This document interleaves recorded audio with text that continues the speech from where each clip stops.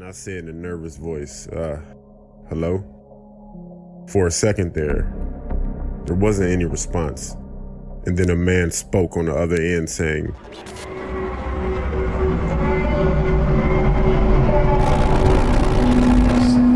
Nightmare Files.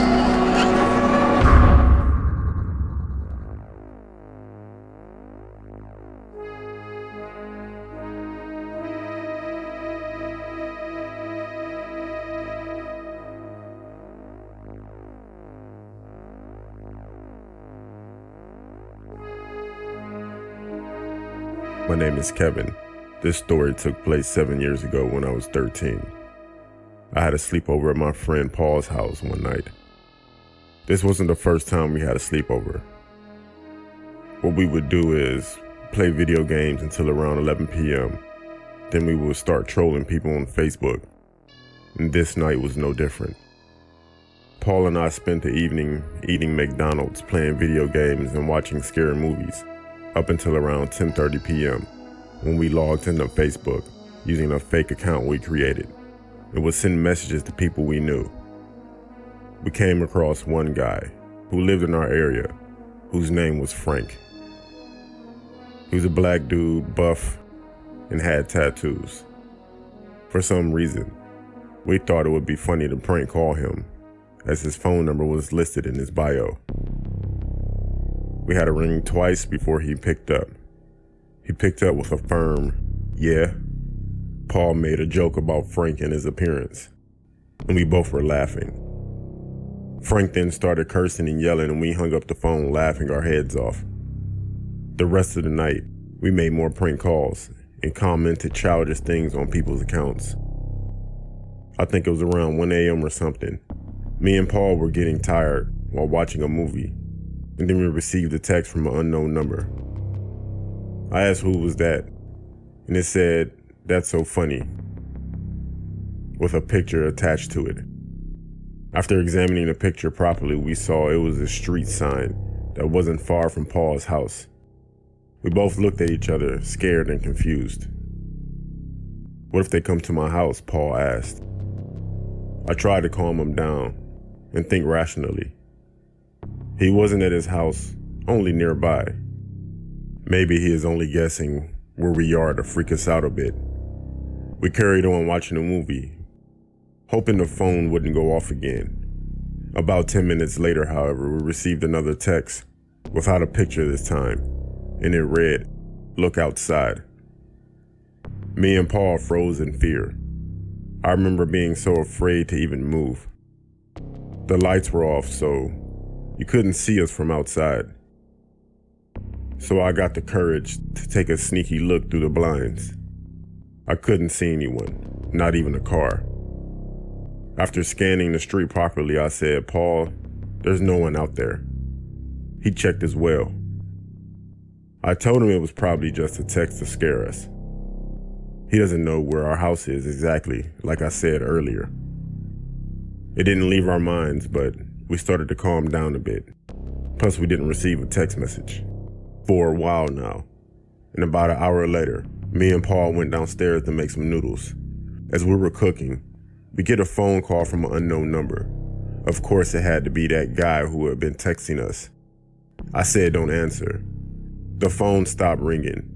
Paul then texted the number saying, "I'm sorry if we upset you, but it was just a prank." The next thing that happened was the scariest thing I've ever experienced. A phone lit up just outside the kitchen window from the backyard, and a very large man was standing there looking at us. It was Frank.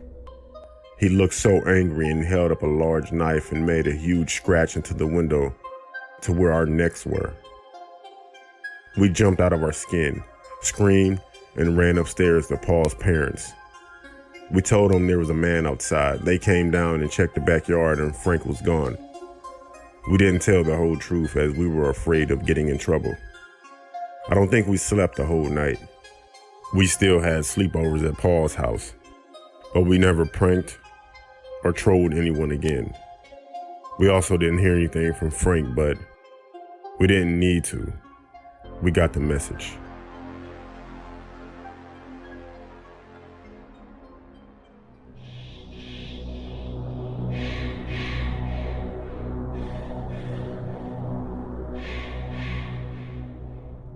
My name is Cam. I'm 20 years old and this happened about 10 years ago. I used to live across the street from my friend Eric. One Saturday, my parents were going away for a night, but I didn't want to go. So we all arranged that I would sleep over my friend Eric's house. We ordered pizza. I spent the night playing video games and watched a few movies. I'm not sure what time it was. It was pretty late, probably around 1 in the morning, I think. I was flicking through Eric's PlayStation games when Eric said, "I thought your parents were going away for the night." I said, "Yeah, they are." "But there's someone in the house," Eric said. Confused, I got up and looked out the window where Eric was looking, and there was a light on, and someone was walking around in one of the rooms. Eric asked me who that could be. I told him I had no idea. My parents were out of town for the night, and we never had anyone come over by our house unannounced, especially at this time of night.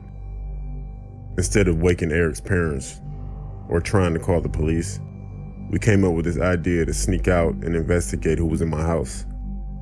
Looking back, this was the dumbest thing I ever did, but we were just young boys. We grabbed a couple of flashlights, snuck out of Eric's back door, and headed over to my house. We didn't even think of how we would get in, but we didn't need to because the front door had been forced open. Upon entering the house, we saw there were damp, muddy footprints leading upstairs. I'm not sure if whoever was inside heard us, but we started following the footprints, and one of the lights turned off. At this point, I was getting afraid, and I told Eric we should just leave and tell someone. Eric proceeded upstairs, however. I didn't follow him up. I kept whispering to him, "Eric, come, let's go." He ignored me and continued going up. He walked into one of the rooms and I lost sight of him. I then bravely went upstairs to see where he went. I walked into my bedroom and a foul odor hit me in the face. I kept whispering Eric's name, but he wouldn't answer. Then I heard something. It sounded like sobbing. I was scanning the room with my flashlight. In one of the corners of the room, I could see Eric's shoes. I raised the flashlight and I saw a disgusting, dirty hand that was covered in cuts and dirt covering Eric's mouth. The next thing I saw would haunt me for the rest of my life. I raised the flashlight once more and the person covering Eric's mouth was a man who had a massive grin on his face, a vile beard and long, straight, black and gray, greasy hair. The way he was staring at me traumatized me. His eyes were wide and filled with rage. I screamed as loud as I could and ran out the bedroom. The man proceeded to chase me down the stairs and out the house. I thought I was going to die. Thankfully, when he ran outside, there was a police car pulling into the driveway. Someone had phoned the police when they saw flashlights and someone wandering around the house.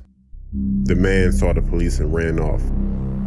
As he ran, there were things dropping out of his pocket, screwdrivers, a few other small tools, and one object that fell out.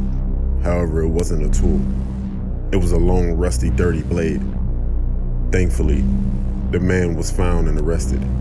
Eric was unharmed, and so was I. The scary thing was the man didn't seem to have taken anything, so that suggests his interests were much, much more sinister. Eric and I remain best friends, but he nor I will ever forget this terrifying experience.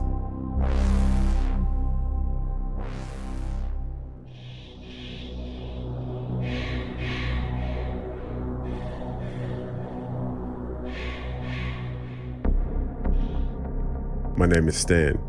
I'm 17 years old, and this story happened about 4 years ago. The school I went to was in a very rural area in my village. My friend Peter went to the same school, but I lived further away. His mom would always drop him off near my house, and we would always walk to school together. On our way to school, we would always pass some farms, and one of them had this really old, creepy house that was abandoned for years. One day, me and Peter said we should check it out and see what's in there, basically.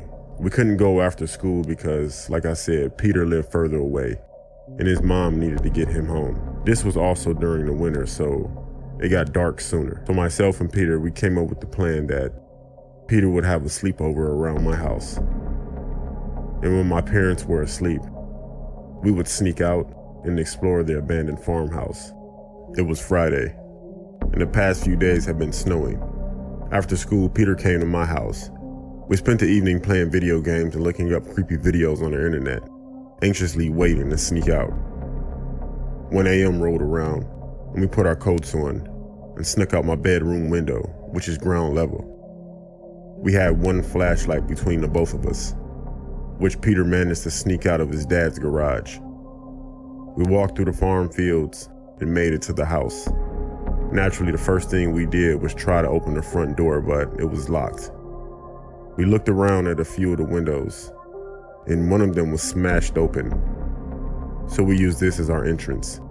Surprisingly, the place seemed rather untouched for how long it had been rumored to be abandoned. It was just covered in dust and had a really strong smell. Not bad necessarily, but it did smell odd. I shined my flashlight to the top of the stairs. I couldn't see anything, but it seemed really eerie up there. And then I heard wood creaking. It kinda sounded like slow footsteps, but I wasn't certain. Peter then said, "We should check upstairs." I told him I'm not going up there. There's probably some maniac up there waiting to kill us. The next thing that happened was the phone rang. One of those really old phones made myself and Peter jump out of our skin. At that time, I didn't think about it, but I thought it was weird of how someone was calling this house and it was abandoned. I picked it up and I said in a nervous voice, hello? For a second there wasn't any response. And then a man spoke on the other end saying, "I'm not a maniac. Why don't you come upstairs and see for yourself?" At that point, loud, heavy footsteps ran across the upstairs room and toward the top of the stairs. Peter and I ran out the farmhouse as fast as we could. We ran out down to the farm. I glanced back to see if there was someone chasing us, but there wasn't. So I told Peter to slow down so we could catch our breath for a second. After taking a better look at the house, one of the upstairs lights was on, and there was a dark figure standing at the window, watching us. I didn't know what to think, and honestly, I was terrified. The light then turned out, and the both of us made our way back to my house. We managed to sneak back inside without making my parents wake up. Peter didn't say much. I think he was too creeped out as to what just happened. And to be honest, I didn't feel like talking either. I was actually quite paranoid that, I don't know, that guy was going to follow us to my house. Thankfully, at least to what I know of, we weren't followed. From that night on, every time me and Peter walked to school, we look at that creepy farmhouse. We can't help but feel someone's looking back at us.